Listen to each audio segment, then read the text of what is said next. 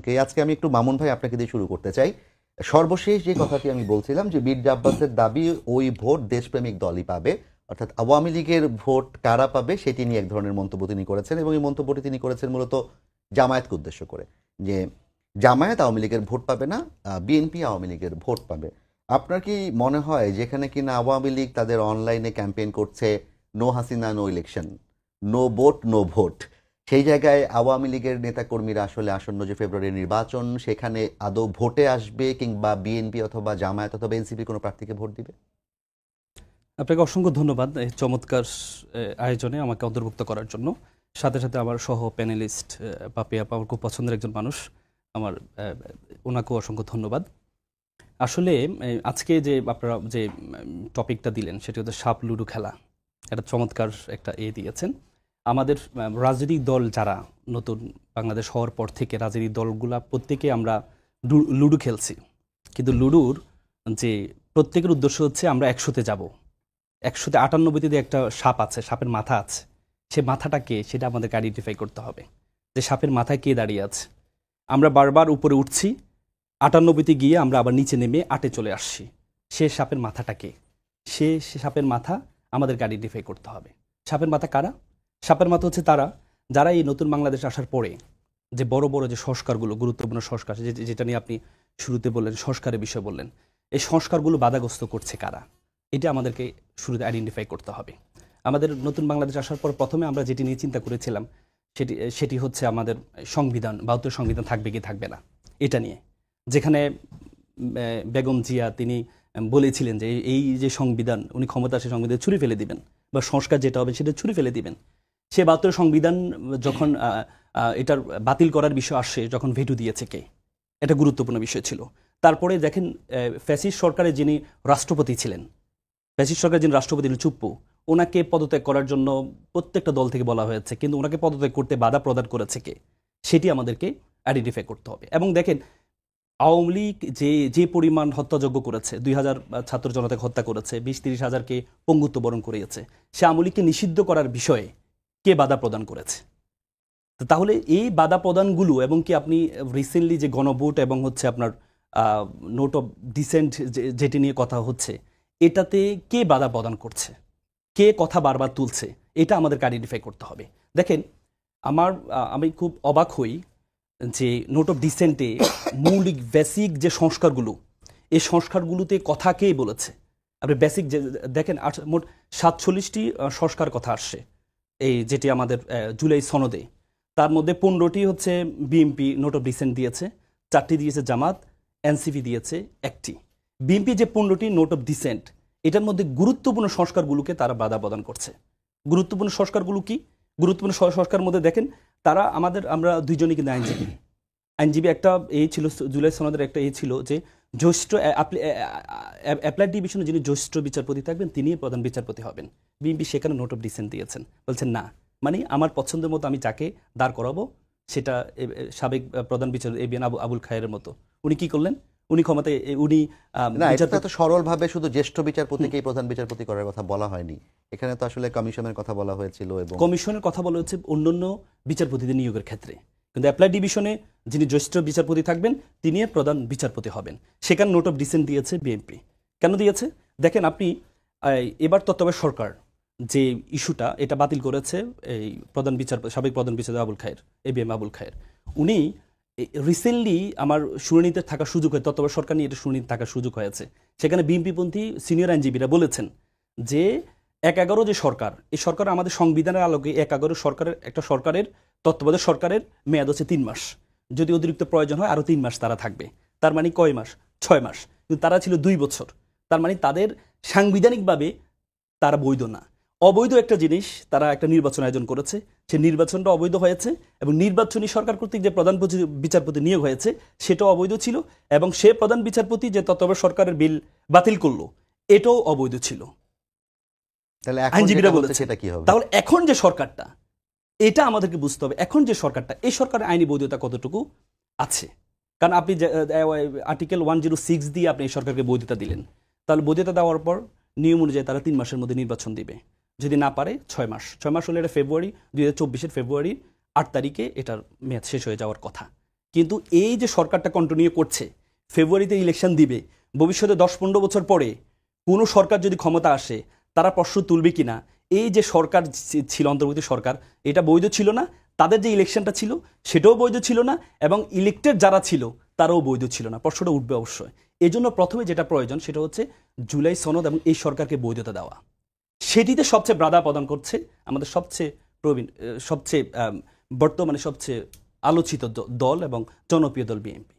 আপনি যদি এই সরকারকে বৈধ না করেন, জুলাই সনদকে যদি আইনি ভিত্তি না দেন, তাহলে আপনাকে মনে রাখতে হবে ভবিষ্যতে 10 বছর 15 বছর পরে এই যে ইলেক্টেড যারা হবে তারা অবৈধভাবে সেটাকে প্রচার করা হবে। এই জন্য জুলাই সনদে দেখেন প্রশ্ন আসছে যে গণভোটটা কি ইলেকশনের দিন হবে কিনা, যেদিন আপনার জাতীয় নির্বাচন হবে সেদিন হবে কিনা। আপনি দেখেন এই যে ইলেকশনটা হবে, জাতীয় নির্বাচনটা হবে, এই জাতীয় নির্বাচনটা যারা আয়োজন করবে তারা বৈধ কিনা, তাদের বৈধর জন্য তো আগে গণভোট হতে হবে। গণভোটে জুলাই সনদকে আইনি ভিত্তি দিতে হবে। আইনি ভিত্তি দেওয়ার পরে তারা যখন আইনি ভিত্তি দিবে এর আলোকে একটা ইলেকশন আয়োজন করবে। আর নতুবা যদি তারা যদি আগে ওই দিনে যদি গণভোট হয়, তাহলে আপনার গণভোট, আপনি যে ইলেকশনটা আয়োজন করছে এটা বৈধতা আছে? এটা তো কোনো বৈধতা নেই। এটা বৈধ করার জন্য প্রথমে আগে গণভোট দিয়ে জুলাই সনদকে এবং এই সরকারকে বৈধ ঘোষণা করতে হবে। এই সরকার যদি বৈধ ঘোষণা করে তাহলে এই সরকারের ক্ষমতা আছে। যদি গণভোটে এই সরকার অবৈধ হয়ে যায় তখন কি হবে? এই সরকার, এই যে সরকারটা আছে, এই সরকার যদি গণভোটে যদি অবৈধ হয়ে যায়, জনগণ যদি চায় যে এই সরকার আমি চাই না, তাহলে তো রাজনীতির দলদেরকে আবার সিদ্ধান্ত নিতে হবে। আপনি দেখেন 5 আগস্ট যখন শেখ হাসিনা চলে যায়, এই যে অন্তর্বর্তী সরকার এই শপথ নিল কখন? 8 তারিখ। তাহলে যে 6-7, এই 6-7-এ বাংলাদেশের এই রাষ্ট্র কি পরিচালনা করেছে? 7 তারিখে যে বিএনপি যে সমাবেশটা করলো, সেই সমাবেশে বলেছে আমরা 3 মাসের মধ্যে ইলেকশন চাই। তারা কার কাছে চেয়েছে? তারা ইলেকশনটা কার কাছে চেয়েছে? সেনাবাহিনী যখন 5 আগস্ট শেখ হাসিনা চলে যাওয়ার পরে বলেছে বিচার আমি করব। তার মানে যে 7 তারিখে বিএনপি যে ইলেকশনটা চেয়েছে কার কাছে চেয়েছে? সেনাপ্রধানের কাছে চেয়েছে, সামরিক বাহিনীর কাছে চেয়েছে। তাহলে এই সরকারের দরকার কি ছিল? দেখেন আপনি অবাক হবেন, 1971 সালে যখন 10 এপ্রিল যখন আপনার মুজিবনগর সরকার তৈরি হয়, 10 এপ্রিল, তখন মুজিবনগর সরকারের পরবর্তী যে কার্যক্রমগুলো আছে এই কার্যক্রমগুলোকে বৈধতা দেওয়ার জন্য এবং আগে 25শে মার্চ থেকে বৈধতা দেওয়ার জন্য তারা একটা আইন করে রেস্ট্রিকটিভ ইফেক্ট দিয়ে, মানে আগে থেকে, মানে 10 এপ্রিল শপথ গ্রহণ করেছে, কিন্তু বলেছে যে এমনভাবে এটা হয়েছে মনে ধরে নিতে হবে 25শে মার্চ থেকে এই সরকারটি শপথ গ্রহণ করেছে।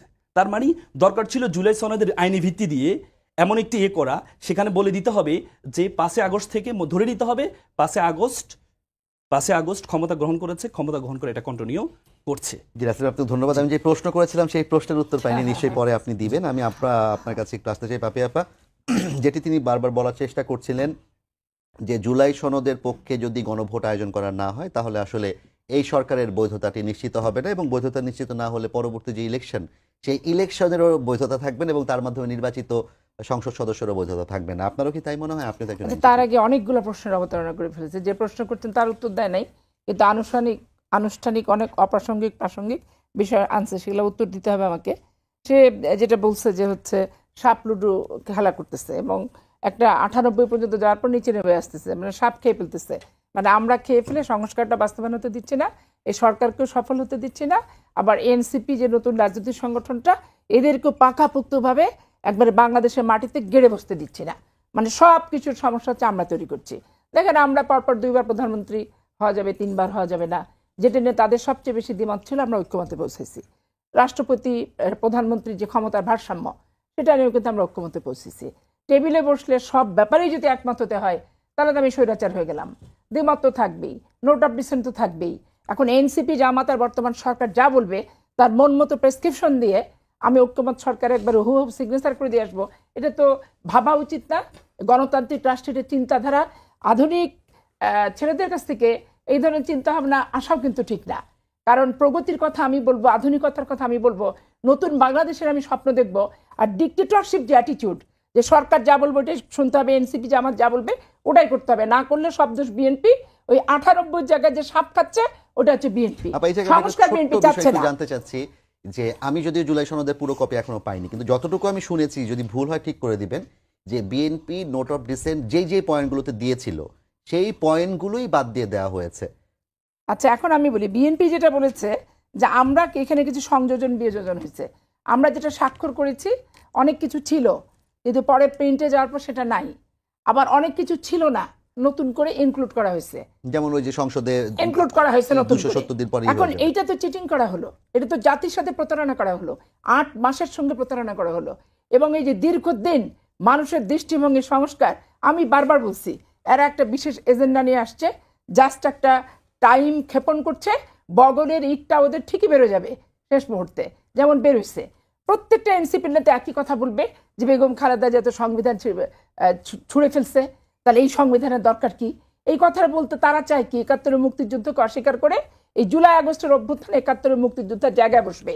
তো 71 মুক্তিযুদ্ধ যদি না হতো তো বাংলাদেশ নামক এই রাষ্ট্রের উৎপত্তি কি হতো? এই রাষ্ট্রের উৎপত্তি যদি না হতো রাজনৈতিক সংগঠন কি হতো? আর রাজনৈতিক সংগঠন যদি না হতো তাহলে তো পাকিস্তানের অধীনস্থ হয়ে আমাদের থাকতে হতো। বাংলাদেশে রাজনীতি করার কোনো চিন্তা ভাবনা সুযোগ কোনো কিছু কিন্তু থাকতো না সেখানে। তো এই বিষয়টা তো তাদের সবচেয়ে বড় আপত্তি, কারণ পাকিস্তানের সময় যে যুদ্ধ হয়েছে জামাত ইসলাম স্বাধীনতা মুক্তিযুদ্ধের বিপক্ষে ছিল, আর এনসিপির তৎকালীন সময়ে বয়সগত কারণে জন্মটা হয়নি, এরা মুক্তিযুদ্ধের পরের অনেক পরের প্রজন্ম। স্বাভাবিক কারণেই মুক্তিযুদ্ধ নিয়ে এখন তারা পাকিস্তানের সময় যেহেতু যুদ্ধে বিরোধিতা করছে আর তারা মনে করে এইটার আমরা মাস্টার মাইন্ড, আর এনসিপি মুক্তিযুদ্ধ যেহেতু দেখেনি তাহলে মুক্তিযুদ্ধ আর বাংলাদেশের স্বাধীনতা এটাই। এই যে দুজনের প্রাপ্তি আর নেতৃত্বের যে ব্যাপক দৌড়াদৌড়ি, এতে 71 মুক্তিযুদ্ধ কোনোভাবে যাতে কলুষিত না হয় বিএনপি সেটা আপ্রাণ চেষ্টা করছে। তো এইটা চেষ্টা বিএনপি যে করছে আজকে হয়তো ওনারা বুঝতে পারছেন না, অদূর ভবিষ্যতে বুঝতে পারবে। দেখেন বেগম খালেদা জিয়া ইঞ্জিনিয়ারিং ইনস্টিটিউটে যে সংবিধানের কথাটা বলেছিল, আর মুফতি ফজলুল হক আমিনী সাহেব যে সংবিধানটা ছুঁড়ে ফেলেছিল, যার জন্য বিচারপতি শামসুদ্দিন মানিক কোর্টে তাকে সোমোটো রুল ইস্যু করে সেখানে হাজির করেছিল, এবং ওইখানে দীর্ঘ শুনানির পরে তারা একটা মানে মন গড়া জাজমেন্ট দিতে চাচ্ছিল যে বিএনপি খালেদা জিয়া দেশপ্রেমিক নয়।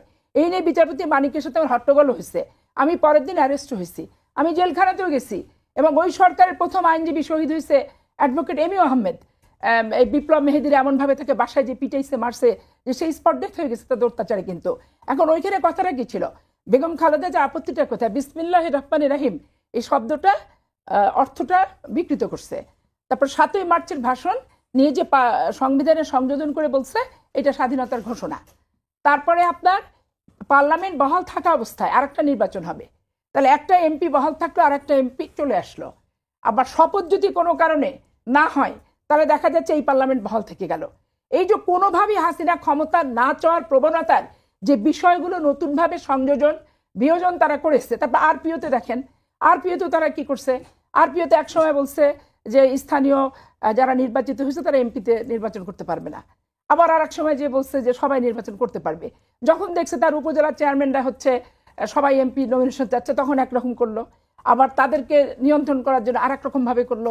আবার আওয়ামী লীগের গঠনতন্ত্রে স্বতন্ত্র প্রার্থী হলে বহিষ্কার, কিন্তু 25-24 নির্বাচনে দেখবেন আপেল মার্কার প্রতীক দিয়ে সব স্বতন্ত্রদেরকে দাঁড়ানোর বৈধতা করার চেষ্টা করলো। সেই সংবিধানের সংযোজনগুলা যেগুলা পরিবর্তন এবং নিজের প্রয়োজনে করছে সেগুলো নিয়ে উনি প্রতিবাদ করছে যে এই সংবিধানটাই মানি না। এখন ওনারা সেগুলো কিন্তু কিছু আর্টিকেল অনুচ্ছেদ ধারা উপধারা দিয়ে কিন্তু বলা, এখন ওনাদের একই কথা এনসিপির যে ছুঁড়ে মারছে গোটার সংবিধান ছুঁড়ে মারছে, এখন ওই সংবিধানের পক্ষে যুদ্ধ করতেছে বিএনপি। মুক্তিযুদ্ধের চেতনা নিয়ে আমি যতদিন বেঁচে থাকবো আমি যুদ্ধ করব। আমি মুক্তিযুদ্ধের চেতনাকে কেউ বিকৃত করতে গেলে সেখানে আমি তো একবারে শানিত তলোয়ারের মতো আমি থাকবো সেখানে, মানে এইটা নিয়ে কোনো আপোষ নাই। মুক্তিযুদ্ধের চেতনা, মুক্তিযুদ্ধের চেতনা 15 বছর অত্যাচারের কাঙ্ক্ষিত লক্ষ্যের ফলাফল হচ্ছে জুলাই আগস্ট। এটাকে আমি অসম্মান করি না, এই আত্মত্যাগকে আমি অশ্রদ্ধা করি না, এটাকেও কিন্তু আমি ছোট করে দেখি না।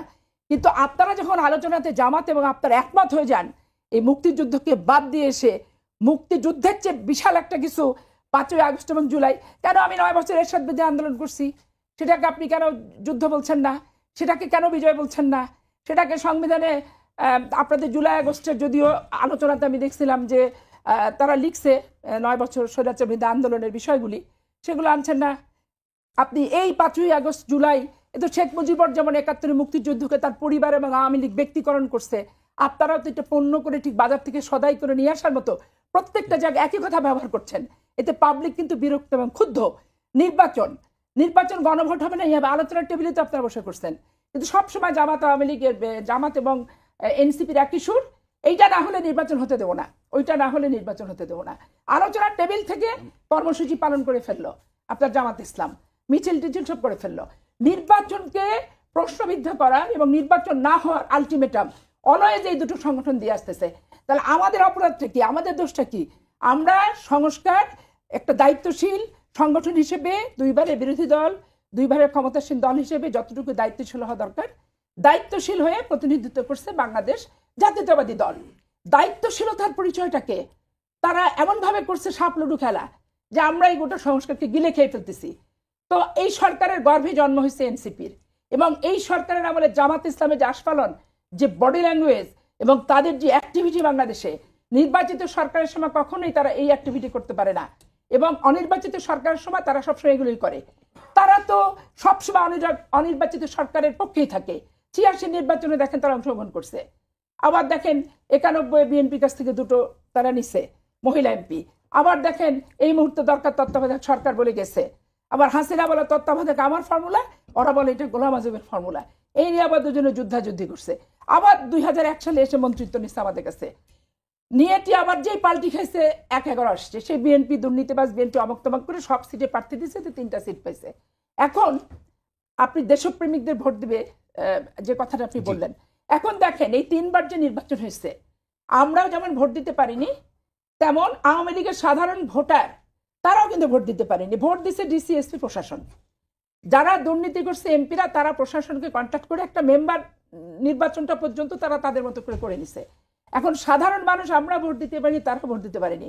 তাহলে এখন আওয়ামী লীগ এত অপকর্ম করলো, এত কিছু করলো, তার বিচার হচ্ছে, তাদের সবকিছু হচ্ছে। এখন সাংগঠনিকভাবে আওয়ামী লীগ ভোটে দাঁড়াতে পারবে না, তাহলে আওয়ামী লীগের ভোটারগুলো কাকে ভোট দিবে? আজকে দেখেন টোটাল আওয়ামী লীগ দলটাকে ফেলে রেখে পালাইছে সুবিধাবাদী আওয়ামী লীগেরা এবং শেখ পরিবারের প্রত্যেকটা সদস্যরা। তাহলে আজকে তার দলের সাথে তারা প্রতারণা করছে। আজকে প্রত্যেকটা কর্মীকে, তারা তো বাংলাদেশ ছেড়ে পৃথিবীর কোথাও যেতে পারবে না। একটা দিনমজুর, একটা রিক্সাওয়ালা, একটা খেটে খাওয়া মানুষ, তারা মন দিয়ে তার দলকে ভালোবাসে, এইটুকুই। তারা তো আর ওই আপনার টেন্ডারবাজির সাথে জড়িত না, তারা তো টাকা পাচারের সাথে জড়িত না, তারা তো এলিভেটর পদ্মা সেতু দুর্নীতির সাথে জড়িত না, তারা তো ব্যাংকের লুটেরা না। তাহলে আজকে এই ভোটারগুলোর সাথে সাধারণ মানুষ, তারা যাকে ভালো মনে করবে দেশের জন্য, তারা তাকে ভোট দিবে। এখন জামাত ইসলাম তো রীতিমতো বলছে হাদিয়া দাও, হাদিয়া দাও, খিচুড়ি রান্না করো, আতর পোলাও করবা দাও। পারোয়ারের যে বক্তৃতা, মানে ভোটারদের চরিত্র নষ্ট করার যে বক্তৃতা, তারা যে প্রবণতা, একবারে শিক্ষা প্রতিষ্ঠান থেকে যেমন গিফট দিতে দিতে আর বিনা পয়সা কোচিং দিতে দিতে, স্কুল থেকে কলেজ, কলেজ থেকে কোচিং, কোচিং থেকে বিশ্ববিদ্যালয় পর্যন্ত তারা আনতেছে, ঠিক তেমনি ভাবে ভোটারদের চরিত্র নষ্ট করার জন্য এখন তারা ব্যস্ত। ১৫ বছর বাংলাদেশের ভোটাররা ভোট দিতে পারেনি, সে যে দলেরই হোক, কারণ ডিসিএসপি ভোট দিছে, ইউএনওসি ভোট দিছে। তাহলে এখন এই আপনি হচ্ছে যদি হাদিয়া আর খিচুড়ি খাওয়া ভোট নেন, তাহলে ভোটারদের যে মোটিভ নষ্ট করা হচ্ছে এবং ভোটারদেরকে বিপদগামী করার ব্যাপক প্রচেষ্টা আনুষ্ঠানিকভাবে করছে, যার এভিডেন্স প্রত্যেকটা মিডিয়াতে আছে। এই ব্যাপারে সংস্কার কমিশনের সংস্কার নাই। এরা এজেন্ডা নিয়ে আসছে, এজেন্ডা বগল দাবা করছে, যেগুলো সংযোজন বিয়োজন করার দরকার তারা তাদের মতো সংযোজন বিয়োজন করছে, যেটা আলোচনার টেবিলে সংযোজন বিয়োজন হয় নাই। এখন বিএনপি বলতে গেলে এনসিপি, জামাত আর সরকার এক হয়ে যাচ্ছে, বলছে আমরা সংস্কারের পক্ষে না। বিএনপি সংস্কার পক্ষে ছিল, আছে, অদূর ভবিষ্যতে থাকবে। কিন্তু এজেন্ডা বাস্তবায়ন করার সুযোগ এই বাংলাদেশের মাটিতে আমরা কাউকে দেব না। আপনি বলছেন যে বিএনপি মুক্তিযুদ্ধের চেতনায় আপনি এবং আপনার দল কোনোভাবে আপোষ করবে না, আপনারা প্রয়োজনে খোলা তরবারি নিয়ে দাঁড়িয়ে যাবেন। একইভাবে আওয়ামী লীগ, যেটি আপনি বললেন, শেখ পরিবারের কাছে করতলগত করেছিল মুক্তিযুদ্ধকে, কিন্তু আমরা দেখি এখনো আওয়ামী লীগের যারা সাধারণ ভোটার কিংবা যারা কিনা বিভিন্ন জায়গায় সোশ্যাল মিডিয়ায় লেখালেখি করেন, তারা মুক্তিযুদ্ধ নিয়েই কথা বলেন এবং মুক্তিযুদ্ধের যেই চেতনা সেটিকে নষ্ট করছে সবাই মিলে, এবং আপনারাও নষ্ট করছেন যেমনটাও তারা বলে। তাহলে কি আপনারা এই যে মুক্তিযুদ্ধের চেতনার কথাটা বলার মধ্য দিয়ে আওয়ামী লীগের ভোটারদেরকে আপনাদের কাছে টানার চেষ্টা করছেন? আমরা দেখেন, জিয়াউর রহমান স্বাধীনতার ঘোষণা দিচ্ছে, বাংলাদেশের প্রথম একজন রাষ্ট্রপ্রধান যিনি হচ্ছে মুক্তিযুদ্ধের নেতৃত্ব দিছে। অতএব মুক্তিযুদ্ধকে আমার গায়ে পড়ে নিয়ে এসে ঘষে পারফিউমের মতো লাগায় আমি মুক্তিযোদ্ধা তো হওয়ার দল আমি না। আমার তো মুক্তিযোদ্ধা জিয়াউর রহমান নিজে, যেই দলের প্রতিষ্ঠাতা এবং এটা স্বীকৃত মুক্তিযোদ্ধা, খেতাব প্রাপ্ত মুক্তিযোদ্ধা। তাহলে এইখানে তো আমার লেবেল লাগানোর কোনো বিষয় কিন্তু আমার আসছে না। এখানে লেবেল লাগাবে এনসিপি, লেবেল লাগাবে জামাত ইসলাম। তো এনসিপি মুক্তিযুদ্ধ নিয়ে লেবেল লাগানোর সুযোগ নাই, বয়স অনেক ছোট, তারা মুক্তিযুদ্ধ তারা দেখেনি, তাদের বাবারা মুক্তিযুদ্ধ দেখছে। তো স্বাভাবিক সেই ক্ষেত্রে না, এখন তাদের ঘাড়ে এবং সরকারের ঘাড়ে ভর করে মুক্তিযুদ্ধের চেতনাটাকে নস্যাৎ করে 5ই জুলাই আর আগস্ট মুক্তিযোদ্ধার উপরে যাবে আর মুক্তিযোদ্ধার নিচে চলে আসবে। তো ভাই আপনি যখন দিনের হিসাব করবেন, আপনি 31কে 1 দিবেন না 1 থেকে 31 গুনবেন? এরকম উল্টা পথে ধারাপাত বর্ণনা এ তো লেখাপড়া এমএ পাস করছে, জীবনে তো শুনিনি দেখিনি। এই বর্তমান রাজনীতি দেখছি উল্টা পথে ধারাপাত গুনতে হবে। অনেক ধন্যবাদ আপা আপনাকে। রাসেল ভাই, আপনাকে আমার যেটা ধারণা, পাপিয়া আপা মনে করছেন আপনি এনসিপির নেতা। আমি ঠিক জানি না আসলে আপনি কোন দলের সাথে সম্পৃক্ত কিংবা কোন দলের সমর্থন করছেন। আপনি আগে একটু পরিষ্কার করবেন যে আপনি কি এনসিপির সাথে যুক্ত কিনা কিংবা এনসিপির কোনো দলীয় পদে কিংবা সমর্থন হিসেবে আছেন কিনা। না না, আমি এনসিপির কোনো দলীয় বা কোনো পদে নেই। ও না থাকুক, এনসিপি কে বললাম আর কি। আমি একজন আইনজীবী, তো সোশ্যাল ইঞ্জিনিয়ার বলে, তো আমাদের কাজ তো হচ্ছে সমাজ নিয়ে কাজ করা, সেই জায়গা থেকে আসা আর কি, সেই জায়গা থেকে কথা বলা। তাহলে কি আপনি আপার সাথে এই বিষয়ে একমত যে এনসিপি এবং জামায়াত মিলে, যিনি মির্জা আব্বাসও বলেছেন সরকার পরিচালনা করছে, এবং তিনি একটা সতর্কবার্তাও দিয়েছেন যে সরকার নির্দিষ্ট দুটি দলকে ক্ষমতা দেওয়ার জন্য প্রচেষ্টা চালিয়ে যাচ্ছে, এই বিষয়টি, এবং পাশাপাশি মুক্তিযুদ্ধকে আপনার 5ই আগস্ট কিংবা জুলাই আগস্টের নিচে রাখার যে চেষ্টাটা করছে এনসিপি জামায়াত, সেই বিষয়ে কি আপনিও একমত? আসলে আমি আই রেসপেক্টফুলি ডিসএগ্রি উইথ আপার সাথে। আমি করছি কেন করছি, আপা মনে হয় এই জুলাই সনদে যে ঘোষণাপত্র হয়েছে, ঘোষণাপত্রটি পড়েননি, এবং জুলাই সনদের যে নোট অফ ডিসেন্টগুলো আছে সেগুলো নিয়ে উনি হয়তো দেখার সময় পাননি। কারণ ঘোষণাপত্রে কিন্তু আপনার 71কে 24কে 71-এর ধারাবাহিকতা বলা হয়েছে ঘোষণাপত্রে, 52কে 47কে নিয়ে আসা হয়েছে, 52কে নিয়ে আসা হয়েছে, 71 পরবর্তী 24, তার মানে এটা একটা ধারাবাহিকতা হয়েছে। এবং কি সেখানে আপা যেটি বললো সেটি হচ্ছে এনসিপি তো জন্মই হয়নি, হ্যাঁ, কিন্তু আপাদেরও তো মনে হয়, বিএনপিরও তো তখন জন্ম হয়নি। 71 সালে আমাদের স্বাধীনতা যুদ্ধের সময় ওনাদের তো জন্ম হয়নি। ওনাদের দলীয় প্রধান যিনি ছিলেন উনি কন্ট্রিবিউশন রেখেছে, উনি স্বাধীনতা ঘোষণা দিয়েছেন, কিন্তু দলে তো তখনও জন্ম হয়নি। এখন দেখেন বাংলাদেশের মানুষ, আপনি শুরুতে বলেছেন যে কাকে দেশপ্রেমিক কারা, এটি কিভাবে আইডেন্টিফাই করবে। দেখেন খন্দকার মোস্তাক সাহেব তিনি মুজিবনগর সরকারের পররাষ্ট্রমন্ত্রী ছিলেন, এবং যারা স্বাধীনতা যুদ্ধে সবচেয়ে বেশি অবদান রেখেছে যে 4-5 জন, তার মধ্যে খন্দকার মোস্তাক একজন ছিলেন 71 সালে, কিন্তু 75 সালে উনি হয়ে গেলেন বিলেন। এখন আমাদের সমাজে সেভাবে ওনাকে বিলেন হিসেবে নেওয়া হয়। তার মানে কি, ওনার পরবর্তীতে অপকর্মের কারণে আগের যে কন্ট্রিবিউশন সেটা কিন্তু ম্লান হয়ে গেছে, কেন, পরবর্তী কাজের কারণে। এখন কেউ যদি স্বাধীনতা যুদ্ধে কন্ট্রিবিউশন রেখে পরবর্তীতে যদি এটাকে ধারাবাহিকভাবে নিয়ে গিয়ে উনি যদি অপকর্ম করে, তাহলে তো স্বাধীনতা যুদ্ধে ওনার যে অবদান এটা তো সেই খন্দকার মোস্তাক মতো ম্লান হয়ে যাবে। আজকে দেখেন আপা প্রথমেই বলেছেন যে রাষ্ট্রপতি যে ক্ষমতায়নের ক্ষেত্রে উনি নোট অফ ডিসেন্ট দেন নাই, উনি পড়েন নাই। ওনার যে 15টি নোট অফ ডিসেন্ট দিয়েছে তার মধ্যে একটি হচ্ছে রাষ্ট্রপতি ক্ষমতায়নের ক্ষেত্রে, রাষ্ট্রপতি 2টা ক্ষমতা আছে শুধুমাত্র আমাদের সংবিধানে, একটি হচ্ছে প্রধানমন্ত্রী নিয়োগ আর হচ্ছে প্রধান বিচারপতি নিয়োগ। আর যা করবে প্রত্যেকটা জিনিস প্রধানমন্ত্রীর পরামর্শ করবে। কিন্তু এবার আরো 6টি ক্ষমতা দেওয়া হয়েছে, যেমন দুদকের প্রধান কে হবে উনি নিয়ন্ত্রণ করবে, 6টি ক্ষমতা দেওয়া হয়েছে। সেটার মধ্যে নোট অফ ডিসেন্ট দিয়েছে বিএনপি। এবং দেখেন চমৎকার বিষয় হচ্ছে উচ্চ কক্ষ এবং নিম্ন কক্ষ। বিএনপি যে 31 দফার মধ্যে উচ্চ কক্ষের কথা তারা বলেছেন, যে তারা দ্বিকক্ষ বিশিষ্ট করবেন। তাহলে উচ্চ কক্ষে এটা কি প্রত্যেকটা দল, বিএনপি ছাড়া প্রত্যেকটা দল উচ্চ কক্ষে পিআর এর বিষয় বলেছেন, কিন্তু ওনারা বলছেন না, পিআর না, নিম্নকক্ষ যেভাবে হবে বর্তমান অবস্থা উচ্চকক্ষ সেভাবে হবে। তার মানে কি, উচ্চকক্ষ কেন করা হচ্ছে? চেক অ্যান্ড ব্যালেন্স করার জন্য, ক্ষমতার ভারসাম্য করার জন্য। যদি নিম্নকক্ষ যদি বর্তমান অবস্থায় হয়, তাহলে এটা যদি আপনার 2/3 মেজরিটি যদি কোনো দল পায়, তাহলে উচ্চকক্ষ সে 2/3 মেজরিটি পাচ্ছে না। কেন পাচ্ছে না? আপনি দেখেন 39% ভোট পেয়ে 70-80টা আসন পেয়েছে বিএনপি। তারপরে 43% ভোট পেয়ে 240টা আসন পেয়েছিল আওয়ামী লীগ। তার মানে আপনি পিআর যখন উচ্চকক্ষে যাবেন, তখন এই ক্ষেত্রে উচ্চকক্ষে তখন আপনার চেক অ্যান্ড ব্যালেন্স হবে, কিন্তু ওনারা চাচ্ছে না, চেক অ্যান্ড ব্যালেন্সটা ওনারা চাচ্ছে না। তারপর যিনি দলীয় প্রধান হবে তিনি রাষ্ট্রপ্রধান হবেন, এটাতে নোট অফ ডিসেন্ট দিয়েছেন। এবং বিএনপি চায় যে নোট অফ ডিসেন্ট উনি যতগুলোতে দিয়েছেন কোনো একটি গণভোটে যাবে না। ওনারা যতগুলো নোট অফ ডিসেন্ট দিয়েছেন কোনো একটি গণভোটে যাবে না। তার মানে কি, তাহলে এই যে জুলাই সনদটা কি প্রয়োজন, এই সংস্কারটা কি প্রয়োজন, বেসিক যে সংস্কারগুলো আছে, তত্ত্বাবধায়ক সরকারের ক্ষেত্রে ওনারা নোট অফ ডিসেন্ট দিয়েছে, যেটা নিয়ে ওনারা আন্দোলন করেছেন, সেটা নিয়ে তো নোট অফ ডিসেন্ট দিয়েছেন, মানে সেটা ওনারা মানছেন না। তাহলে এই যে গুরুত্বপূর্ণ বিষয়গুলো, এবং কি 70 অনুচ্ছেদ আর্টিকেল 70, এটা নিয়ে কথা হয় যে আপনি একটা সংসদ সদস্য হচ্ছেন, আপনি সংসদ সদস্য হয়ে দলের বিপক্ষে ভোট দিতে গেলে আপনার সংসদ সদস্য বাতিল হয়ে যাচ্ছে, সেটার ক্ষেত্রে নোট অফ ডিসেন্ট ওনারা দুটো নির্দিষ্ট ক্ষেত্রে দিয়েছেন, ওনারা নোট অফ ডিসেন্ট দিয়েছেন। তাহলে এই যে বেসিক বিষয়গুলো দেশীয় সংস্কারের, দেখেন শেখ হাসিনা স্বৈরশাসক হয়েছেন কিভাবে? অতি ক্ষমতা, বলে যে all power is corrupt, absolute power is corrupt absolutely.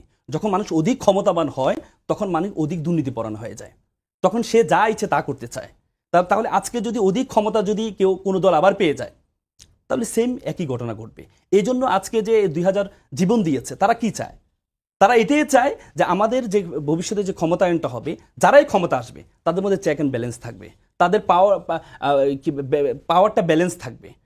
তারা হচ্ছে অপর উপর নির্ভরশীল, এই স্ট্রংলি যেটাকে চরম ক্ষমতা সেটি যেন না পায়। সেই বিষয়টি তো আসলে যেগুলো নিয়ে আলাপ করছেন এগুলো একটা পর্যায়ের দিকে যাওয়ার পথে আছে, কারণ সরকার রাজনৈতিক দলগুলোকে আলটিমেটাম দিয়ে রেখেছে যে আপনারা 1 সপ্তাহের মধ্যে ঐকমত্যে পৌঁছাবেন, না হলে সরকার তার সিদ্ধান্ত নিয়ে নিবে।